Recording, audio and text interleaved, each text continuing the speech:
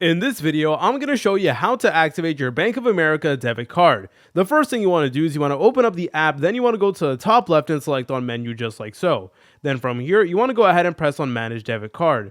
Then you will now notice that we will get a menu that looks like this. Now, in order for this to work, you would have already needed to order your debit card. If you haven't ordered it already, make sure to go ahead and do so. And in order to do that, all you will need to do is input your address.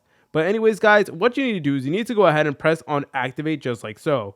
Then what you need to do is you need to enter in both the card expiration date and the card security code over here in order to actually activate your card. So you can find this by flipping your card backwards. You want to go to the back of it, and then those numbers will actually appear over there. And you want to go ahead and just enter both of them here. And then once you're done with that, all you need to do is you need to press on verify, and then it should instantly activate your Bank of America debit card. And from there, you can go ahead and actually start making purchases and stuff like that. But if you guys found this video helpful, make sure to leave a like and subscribe. I'll see you in the next tutorial.